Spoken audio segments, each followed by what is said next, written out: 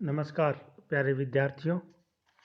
मैं तेजकरण चौहान, सह आचार्य इतिहास, मांगीलाल बागड़ी महाविद्यालय नोखा। आज के इस व्याख्यान में हम 1815 की वियना कांग्रेस के बाद यूरोप में स्थापित की गई व्यवस्था, जो कि संयुक्त व्यवस्था के नाम से जानी जाती है, के बारे में जानकारी प्राप्त करेंगे। आप सबको विदित ही है कि यूरोप में फ्रांस की क्रांति के सिद्धांतों के प्रचार प्रसार और क्रांति के सिद्धांतों के परिणाम स्वरूप नेपोलियन का उत्थान हुआ और नेपोलियन ने संपूर्ण यूरोप को अपने युद्धों के द्वारा चमत्कृत कर दिया और सारे यूरोप को अपने पैरों के नीचे रौंद दिया था। नेपोलियन के युद्धों ने यूरोप की संपूर्ण राजनीतिक व्यवस्थाओं को तहस नहस कर दिया था। सभी राजनीतिक मानचित्र बिखर चुका था। ऐसी अवस्था में जब वाटरलू के युद्ध में नेपोलियन की पराजय हुई, तब नेपोलियन के पराजय के पश्चात यूरोप के सभी प्रमुख राजनयिकों ने यूरोप की व्यवस्था को पुनः स्थापित करने के लिए नेपोलियन के द्वारा प्राप्त की गई विजयों और उसके प्रभावों को समाप्त करने हेतु एक सम्मेलन ऑस्ट्रिया की राजधानी वियना में बुलाया, जो वियना कांग्रेस के नाम से जाना जाता है। इस वियना कांग्रेस के सिद्धांतों और उद्देश्यों और लक्ष्यों में यूरोप में एक नई संयुक्त व्यवस्था स्थापित करने का लक्ष्य था। इस सम्मेलन के द्वारा अपने इच्छित लक्ष्यों की प्राप्ति के लिए उस समय के सभी प्रमुख राजनयिकों ने एक साझा प्रयास किया। ये प्रयास कहाँ तक सफल रहे और क्या वे यूरोप की राजनीतिक व्यवस्था को पुनः स्थापित कर पाए, उन सभी प्रयासों, लक्ष्यों और परिणामों को यूरोप की संयुक्त व्यवस्था के नाम से जाना जाता है। आज इस व्याख्यान के द्वारा हम यूरोप की संयुक्त व्यवस्था के कुछ प्रयासों के बारे में जानकारी प्राप्त करेंगे। वियना सम्मेलन द्वारा स्थापित यूरोपीय व्यवस्था यूरोप के इतिहास की एक महत्वपूर्ण घटना कही जाती है। इस व्यवस्था को यूरोप की संयुक्त व्यवस्था के नाम से जाना जाता है। यह वस्तुतः अंतर्राष्ट्रीय शांति की एक योजना थी और अंतर्राष्ट्रीय सहयोग की दिशा में प्रथम महत्वपूर्ण कदम था। उस समय के शक्तिशाली शासक रूस, प्रशा, ऑस्ट्रिया और इंग्लैंड ने चूंकि मिलकर नेपोलियन को परास्त किया था और यूरोप को फ्रांस के युद्धों से मुक्त कराया था, अतः अब यूरोप में शांति बनाए रखने का उत्तरदायित्व भी इन्हीं राज्यों पर था। वियना की संधियों के पालन की गारंटी यूरोपीय शक्तियों ने मिलकर की, किंतु पिछले अनुभवों के आधार पर अंतर्राष्ट्रीय सुरक्षा के लिए कुछ और ठोस कदम उठाए जाने की आवश्यकता थी और कुछ ऐसी व्यवस्था स्थापित होनी चाहिए थी जिससे सबकी पारस्परिक रक्षा हो सके। इस इच्छा को पूर्ण करने की दिशा में यूरोप के स्वेच्छाचारी शासकों ने उस शताब्दी का सबसे अनोखा राजनीतिक प्रयोग किया। यूरोप में संयुक्त राजनीतिक व्यवस्था स्थापित करने की दिशा में, चूंकि यह एक व्यावहारिक कदम था, यूरोप की यह संयुक्त राजनीतिक व्यवस्था क्या थी, इस पर विचार करने से पूर्व हम इसकी स्थापना के कारणों पर थोड़ा प्रकाश डालेंगे। जो कारण थे इस व्यवस्था को स्थापित करने में, उनमें सबसे पहला था नेपोलियन के युद्धों के बाद शांति स्थापित करना। वियना कांग्रेस ने यूरोप में शांति स्थापित कर एक राजनीतिक व्यवस्था स्थापित करने का प्रयास किया, किंतु युद्ध की विभीषिका से मुक्त होकर भी वे युद्ध के कटु अनुभवों को भुला नहीं पाए। वियना सम्मेलन के राजनीतिज्ञों ने यह अनुभव किया कि यदि सम्मेलन द्वारा किए गए परिवर्तनों को स्थायित्व देना है और यूरोप को भावी युद्धों से बचाना है, तो उन्हें संगठित और साझा प्रयास करने होंगे।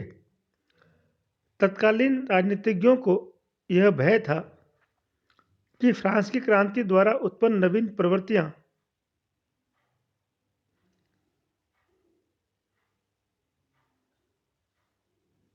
प्रवृत्तियों के फलस्वरूप वियना सम्मेलन द्वारा स्थापित व्यवस्था पुनः भंग न हो जाए।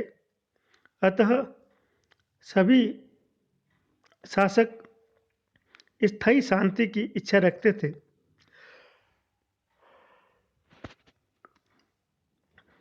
14वीं शताब्दी से ही युद्धों की रोकथाम के लिए यूरोप में अनेक दार्शनिक योजनाएं प्रस्तुत हो रही थी, परंतु अभी तक अंतर्राष्ट्रीय संगठनों का निर्माण नहीं किया जा सका था और वे केवल दार्शनिकों की पुस्तकों तक ही सीमित थे। किंतु नेपोलियन की सफलताओं ने उन्हें सचेत कर दिया और वे यूरोप को विनाश से बचाने की आवश्यकता अनुभव करने लगे। परिणाम स्वरूप यूरोप में संयुक्त व्यवस्था की ओर एक कदम उठाया गया था। दूसरा कारण, वियना सम्मेलन के राजनीतिज्ञों ने स्वयं देखा कि यूरोप की पुनर्व्यवस्था प्राचीन व्यवस्था के अनुरूप तो हो गई है, किंतु उन राज्यों में नवीन युग के अनुरूप कई समस्याएं उत्पन्न हो गई थी। यूरोप के कुछ भागों में राष्ट्रीय जागृति से प्रभावित क्रांति विरोधी तत्व बदले की भावनाओं से प्रेरित होकर हिंसात्मक प्रवृत्तियों का प्रदर्शन कर रहे थे। क्रांति द्वारा उत्पन्न उदारवाद की लहर फैल रही थी। धार्मिक क्षेत्र भी इन प्रतिक्रियाओं से अछूता नहीं था। चारों तरफ अव्यवस्था, अराजकता और विनाश के चिन्ह दृष्टिगोचर हो रहे थे। निरंतर लंबे युद्धों के कारण चारों तरफ विनाश ही विनाश दिखाई दे रहा था। उद्योग, व्यापार, जनजीवन सब कुछ अस्त व्यस्त था। बेरोजगारी की समस्या मुंह बाएं खड़ी थी और वस्तुओं के मूल्य आसमान छू रहे थे। इस अव्यवस्थापूर्ण स्थिति के कारण यूरोपीय राज्यों के समक्ष नवनिर्माण का कार्य शेष था। यूरोपीय राज्यों का नवनिर्माण तभी संभव था जब यूरोप में शांति को स्थायी आधार प्रदान किया जा सके, और यह स्थायी शांति यूरोपीय राज्यों के परस्पर सहयोग पर ही निर्भर थी। इसी प्रकार मित्र राज्यों ने पारस्परिक सहयोग और संगठन के बल पर नेपोलियन जैसे शत्रु का सामना किया था और उसे पराजित किया था। अतः यूरोप के राजनीतिज्ञों के मन में यह भावना उत्पन्न हो गई थी कि यदि वे पारस्परिक सहयोग द्वारा नेपोलियन को परास्त कर सकते हैं, तो वे उसी सहयोग और संगठन द्वारा एक स्थायी शांति और व्यवस्था भी स्थापित कर सकते हैं। सामो की संधि द्वारा रूस, प्रसा, ऑस्ट्रिया और इंग्लैंड की महान मित्रता का निर्माण हुआ और अब वे निश्चय कर रहे थे कि आगामी 20 वर्षों तक वे सहयोग बनाए रखेंगे। यह महान मित्रता वियना सम्मेलन तक यथावत कार्य करती रही, उन्हें फ्रांस की ओर से अभी भी पुनः क्रांति की आशंका थी। अतः एकीकरण की यह भावना बनाए रखने के लिए पारस्परिक सहयोग पर आधारित एक संगठन बनाना असंभावित था, जिसके परिणाम स्वरूप यूरोप में संयुक्त व्यवस्था का जन्म हुआ। इसी प्रकार यूरोप के शासकों के व्यक्तिगत स्वार्थों की दृष्टि से पारस्परिक सहयोग की आवश्यकता थी। राष्ट्रीयता की भावना और प्रजातंत्र के सिद्धांतों का प्रसार लगातार बढ़ रहा था। इटली, जर्मनी, पोलैंड और बाल्कन राज्यों में उनका प्रभाव दिखाई दे रहा था। प्रतिक्रियावादी और निरंकुश शासकों को इन नवीन प्रवृत्तियों के कारण भय उत्पन्न हो रहा था। मेटरनिख राष्ट्रीय और लोकतंत्रीय भावनाओं का कट्टर शत्रु था। उन्हें राजतंत्र का प्रबल शत्रु मानता था। यूरोप के अन्य शासक भी उसके विचारों से प्रभावित थे। इसीलिए वे सभी राष्ट्रीयता और उदारवादी भावनाओं का दमन करने के लिए पारस्परिक सहयोग करने हेतु परस्पर सहमत थे। यूरोप की संयुक्त व्यवस्था स्थापित करके उन्होंने अपने इन उद्देश्यों को प्राप्त करने का प्रयास किया। नेपोलियन के युद्धों के पश्चात वियना सम्मेलन द्वारा स्थापित व्यवस्था को स्थायी बनाए रखने हेतु एक अंतर्राष्ट्रीय संगठन की आवश्यकता थी। ब्रिटेन के मंत्री कैसलरे, ऑस्ट्रिया के प्रधानमंत्री मेटरनिख भी ऐसी ही व्यवस्था स्थापित करना चाहते थे, ताकि वियना समझौता और यूरोप की शांति बनी रहे। वहीं दूसरी तरफ रूस का ज़ार अलेक्जेंडर प्रथम यूरोप के राज्यों के गठबंधन की योजना तैयार कर रहा था। अतः पारस्परिक सहयोग की भावनाओं से प्रेरित यूरोप में इस प्रकार की व्यवस्था स्थापित करने के लिए दो योजनाएं प्रस्तुत की गई। प्रथम पवित्र मैत्री होली अलायंस, जिसका प्रस्ताव रूस के ज़ार अलेक्जेंडर ने दिया था।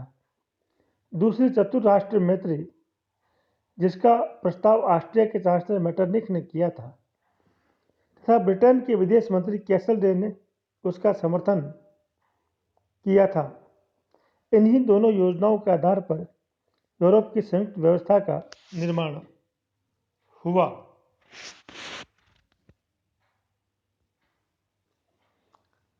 पवित्र मैत्री होली अलायंस क्या था? यूरोप की संयुक्त व्यवस्था का प्रारंभिक स्वरूप हमें पवित्र मैत्री में देखने को मिलता है। इस योजना को बनाने का श्रेय रूस के ज़ार अलेक्जेंडर प्रथम को था। रूस का ज़ार सुंदर योजनाएं बनाने में निपुण था, किंतु उन्हें क्रियान्वित करने के बारे में वह अधिक नहीं जानता था।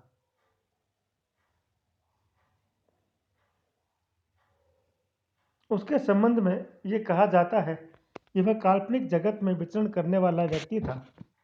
ज़ार अलेक्जेंडर प्रथम के बारे में हेजन कहते हैं, पिछले वर्षों की घटनाओं और नेपोलियन के पतन का उस पर गंभीर प्रभाव पड़ा और वह यह समझने लगा कि मानव जीवन को नियंत्रित और संचालित करने वाली कोई उच्च सत्ता है तथा उसके निर्णय से यह सब कुछ हुआ है। इसीलिए उसका धर्म की ओर विशेष झुकाव हो गया था। लोगों ने उसकी प्रशंसा की और नेपोलियन को काला फरिश्ता और उसके मुकाबले में उसे सफ़ेद फरिश्ता बताया था।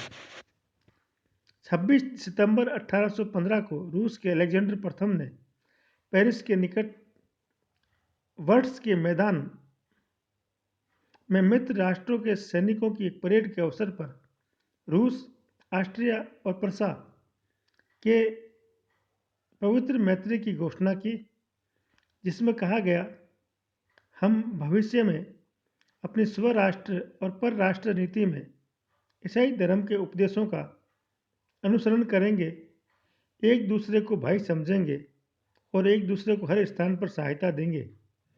जो भी शक्तियां इन सिद्धांतों को मानने के लिए तैयार होंगी, उनको पवित्र संघ में हार्दिक प्रेम के साथ स्वीकार किया जाएगा। इस लिखित घोषणा से सहमत होते हुए रूस, ऑस्ट्रिया और प्रसा ने अपना एक गुट बनाया जिसे पवित्र मैत्री या पवित्र संघ कहा जाता है।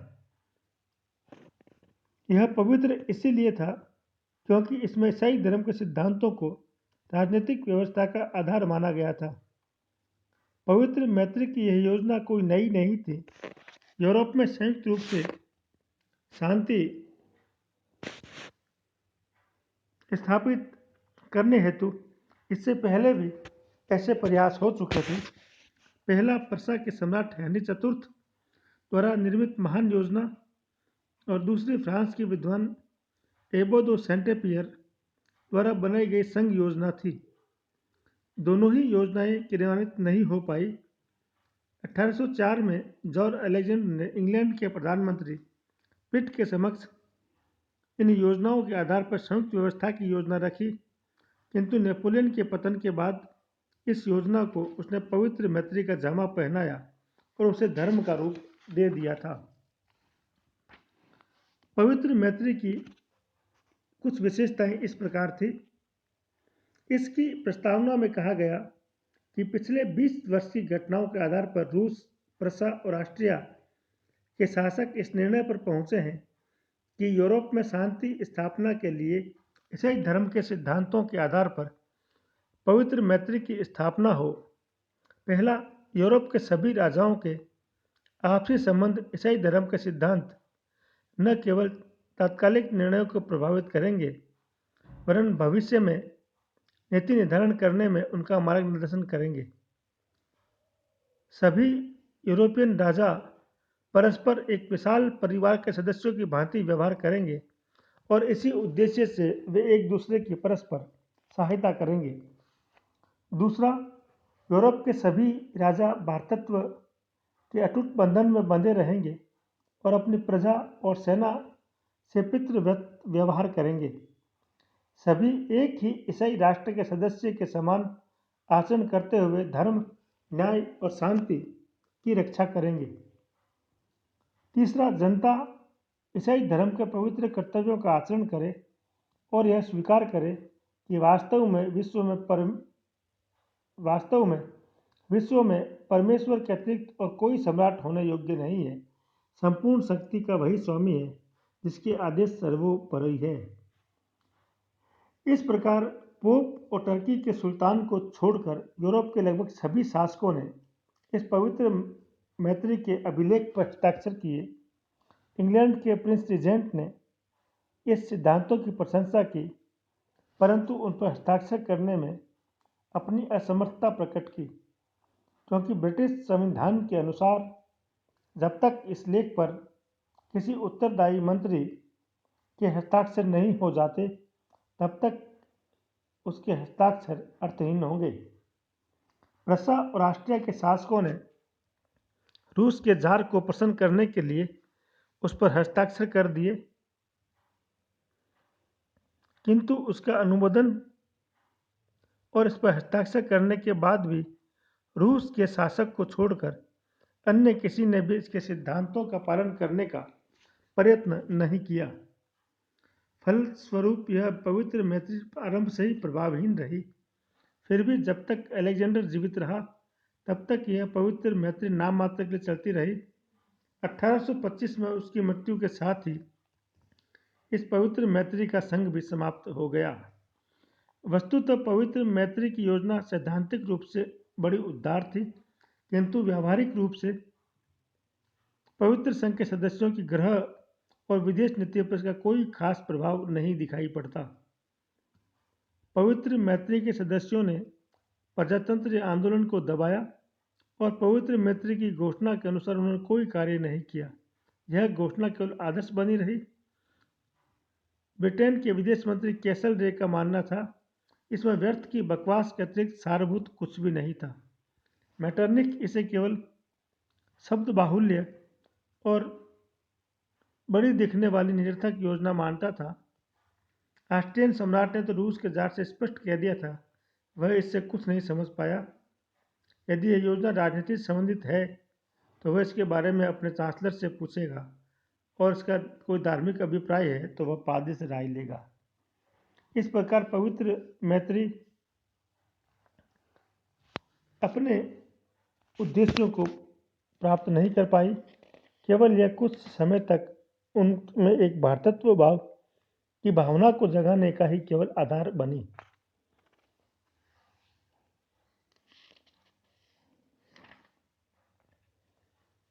यूरोप की संयुक्त व्यवस्था की कार्य प्रणाली और